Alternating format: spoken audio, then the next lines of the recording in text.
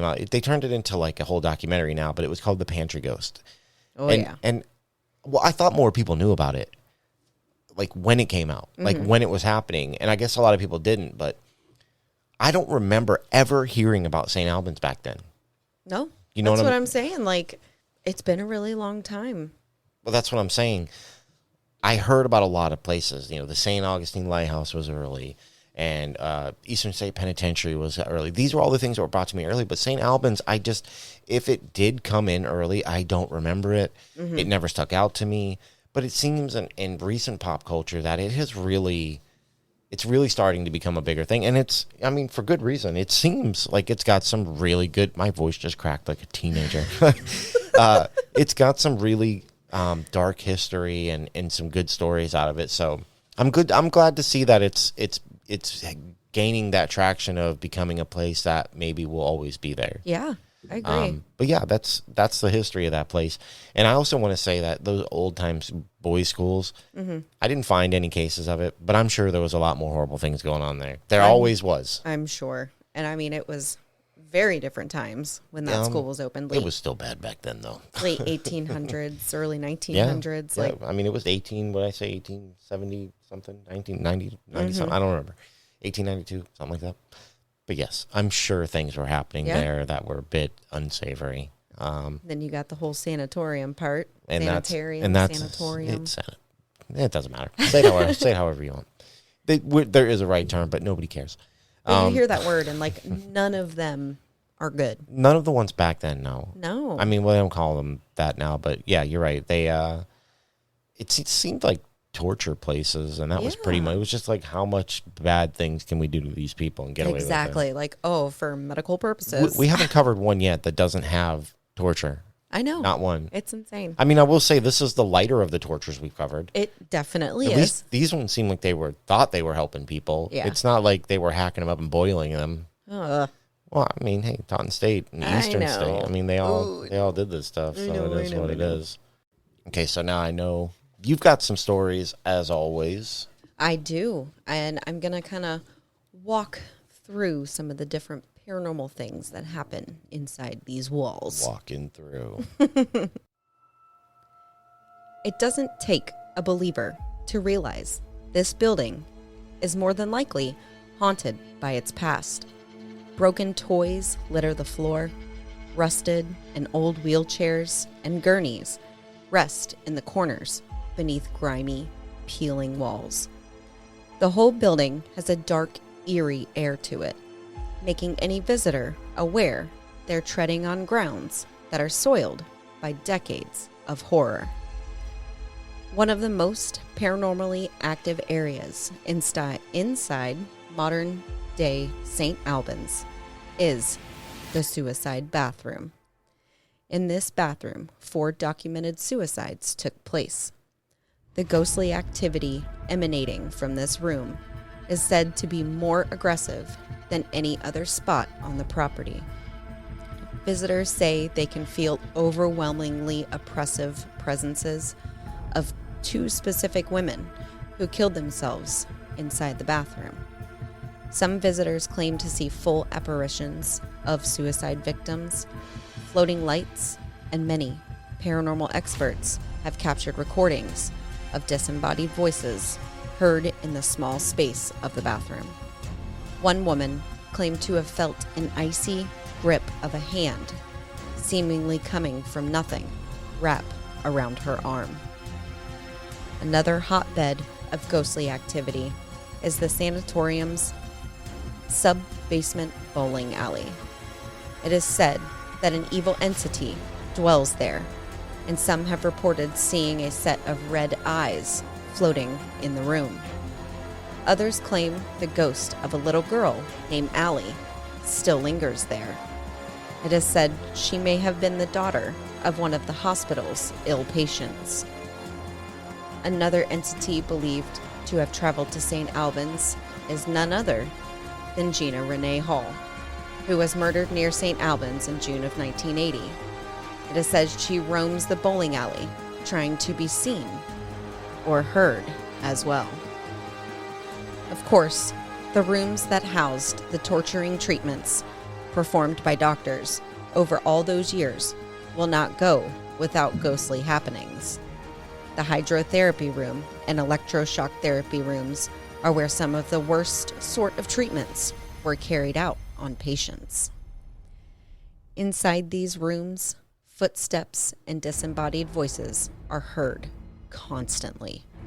Some have even claimed to have witnessed objects being thrown, and instances of, quote, spirit jumping, end quote, are claimed to have happened. This is where a visitor has felt the touch of a spirit latch onto their body in a strange but profound way. For such a large building, it's truly remarkable that almost every area of St. Albans is known for paranormal encounters. Even the attic of St. Albans has reported activity. Investigators have recorded a wide variety of disembodied voices, both male and female, calling out things like, "Be brief," "Get out," "That's you," "It's not good," "It has begun," "Won't come," and so many more strange phrases. Some coincide with the specific questions that are being asked, but others are just random. Perhaps one of the creepiest sites of paranormal activity is called Donald's Room. Many different paranormal investigators have left this room completely shaken, baffled, and physically unwell. The story of this particular room was that a maintenance man named Donald lived on the St. Albans campus and was a known pedophile. He expressed regular interest in luring young male patients into his room because he wanted to, quote, get them in his closet, end quote. The worst tale the evil Donald has to do with his assaulting and killing a young boy who was abandoned at the sanatorium. According to one paranormal team called the Paraholics, their visit with Donald's spirit was so remarkable it bears including here. Quote, our approach with Donald started off as our retired police detective Mike tried to get a remorseful confession out of Donald using a ghost box. After we started, things got weird, really weird. We started playing this little game with Donald that I'll call, you light up my periscope, I'll get into your closet with you, you homicidal ghost. All the guys in the room took turns asking Donald and getting into his closet. Donald would respond by lighting up the periscope, cutting up, making jokes, and laughing with us through use of the ghost box. The entire session was irreverent, but not disrespectful to Donald. We did thank him for his time, but he left our minds more than a little blown, to say the least. End quote. One of the best and creepiest investigations, in my opinion, at St. Albans was done by Destination Fear. Chelsea had previously visited this location once before and had vowed to never return. But there they were. From the very early parts of the episode, during the initial walkthrough, noises and sounds were all around them. Throughout the whole building, footsteps, metallic bangs, and thumps were a constant. Heading into the sub-basement to the infamous bowling alley, they start asking questions. But something happened that no one was aware of.